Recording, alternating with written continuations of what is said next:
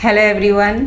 आज बात करते हैं सैटर्न की। तो सैटर्न किसके कारक हैं? दुख के कारक हैं। तो उनको सुख नहीं देना था, इसलिए कर्म और कर्म फल उनको दिया गया है। तो सैटर्न एग्जॉल्टेशन हो जाते हैं तुला में। तुला में शुक्र के घर जब प्रजा के साथ होते हैं तो एग्जॉल्टेशन हो जाते हैं। यहीं अगर वो सूर्य के घर में आ जाते हैं जहाँ पर सूर्य एग्जॉल्टेशन है तो उनकी स्ट्रेंथ वीक आ जाती है, क्योंकि उनको शो ऑफ नहीं करना है। अब दुख क्या है? 6 और 8th हाउस में अगर शनि आते हैं, 6 हाउस में तो लंबी बीमारी देते हैं, 8th हाउस में आयु तो देते हैं, लेकिन सडन कुछ मिस हैपनिंग हो जाती है जिस वजह से दुख मिलता है। वहाँ पर जो भी होगा आयु तो देंगे, साथ में सडन कुछ ना कुछ ऐसा कर देंगे कि जिससे दुख साथ में, क्योंकि उसी के वो कारक है। लगन में शनि होगा तो हेल्थ इश्यूज़ बहुत रहते हैं, प्रेशर और टेंशन रहती है।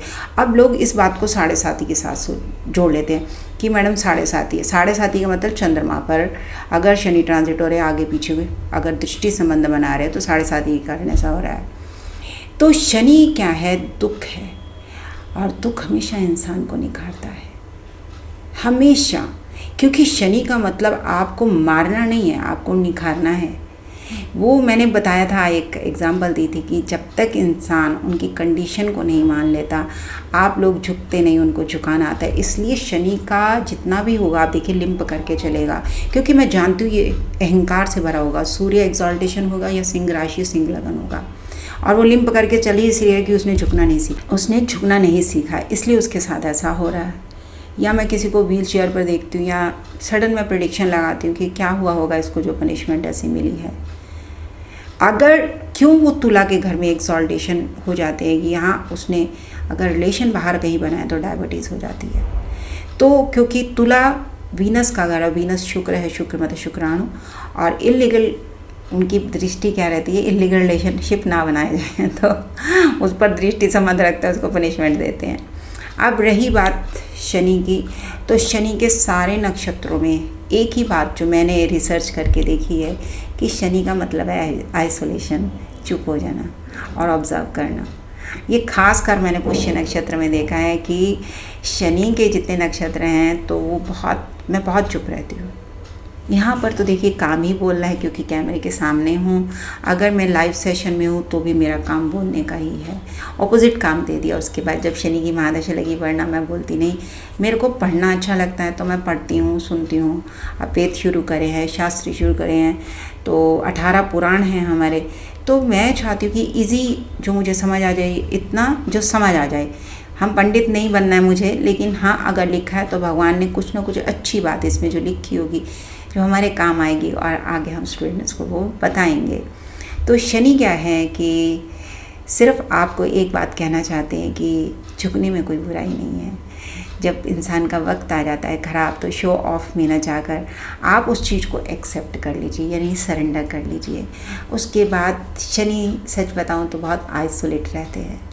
शनि बहुत चुप रहते हैं, ऑब्जर्व करते हैं, जवाब नहीं देते। उनका जवाब दूसरा वाला जवाब होता है। तो ऐसी मैं हूँ, मैं सडन गुस्सा नहीं करती, जवाब नहीं देती, क्योंकि मुझे काल और वक्त का बहुत वेट करना है। इसके लिए मुझे कितना भी वेट करना पड़े मैं करती हूँ वो इंतज़ार, लेकिन सडन एकदम जवाब नहीं देती। ये मेरे अंदर बात है तो है।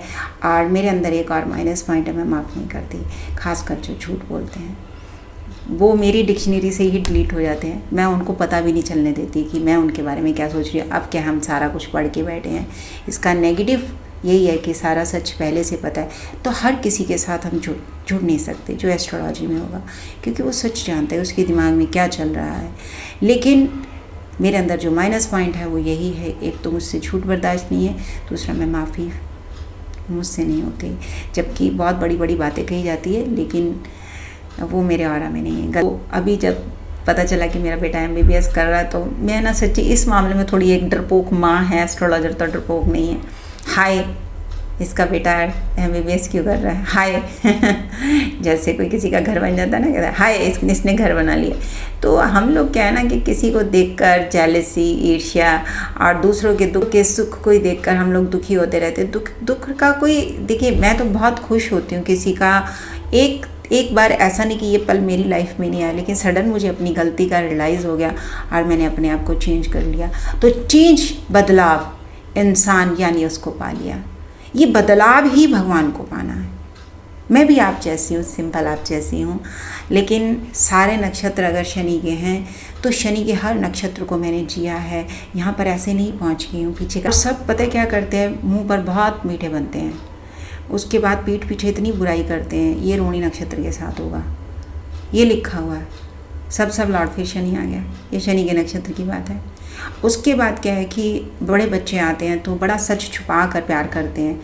आपको प्यार करना है, सच बताकर प्यार करिए। प्यार करने वाला आपको ऐसे ही प्यार करेगा क्योंकि प्यार करता है, नफरत थोड़ी करता है आपसे। तो कभी भी आप झूठ के साथ मत चलिए। ये सब बातें बड़ी बेईमानी लगेंगी, लेकिन आप बड़े बड़े लोगों का हाल देख लीजिए कि बाद में दुख में क्या होता है कि हमारा कई बार भगवान से विश्वास डगमगा जाता है।